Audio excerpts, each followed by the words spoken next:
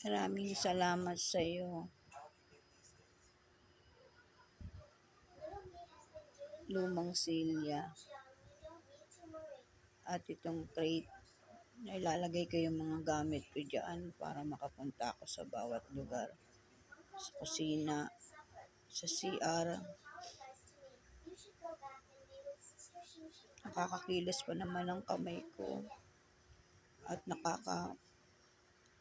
nakakalakad pa naman yung isang paa ko. Dahil sa'yo, ito at saka itong silyang ito. Hindi ako manadadapa, hindi ako nadudulas. Ikaw yung kasama ko rin nung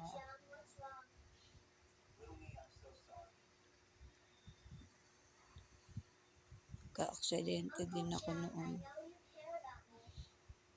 Pero Diyos ko, ngayon alam ko naman po, pagagalingin mo ko. Maraming salamat sa mga bigay ng mga suggestion ninyo sa mga gamot. Nandito pa naman yung ate ko kahit pa paano. O kaya kung sino man pwede kong mautusan. May ngayon tulong para bumili ng gamot. Bumili nga kagad si Tekla ng naproxen. Tapos laga ako ng yung mangustin ba na pinagbalatan.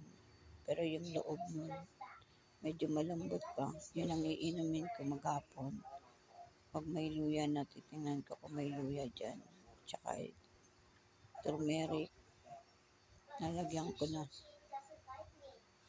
Thank you po. Diyos ko, wag mo naman po ako patagalan na hindi makalakad. Parang awa mo naman. Ayan po. Tinanggal ko yung puti na tali. Ano yan? Ankle support. Pero maluwag na kaya lalagyan ko nitong tali. Maganga ito. Pero itong isa, hindi gaano. Pero nilalagyan ko siya ng, tsaka mainit ito. Ito malamig. Yan o. Ito tingnan mo ang kabila. Ito maganga. Siguro sa lagi kang katatali yan. Hindi naman siguro. Pero ito lang talaga tumaas na talaga yung uric acid ko. Kumain pa kasi ako ng noodles na may beef. Tapos yung hotdog kahapon. Tapos bagoong na merong gulay. Yun. Hindi na po talaga ako kakain ng kontrabida sa aking arthritis, Lord. Parang awa mo na, pagaling mo na naman po ako. Marami pa po akong dapat gawin. Ayoko kong balta. Wake up call na to para uminom ako ng herbal. Maraming salamat po sa lahat ng mga nabigay ng mga suggestions, opinion sa aking Facebook account. Maraming salamat po sa inyo lahat. Ate Tess, Mercy, Banji,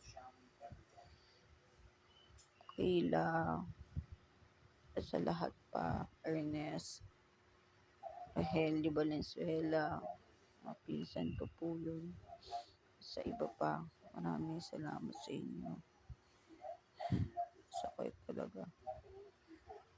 Bebendahan ko ito mamaya, tapos uupo na lang ako dito ulit mamaya. Maliit lang naman tong lugar na para ikutan.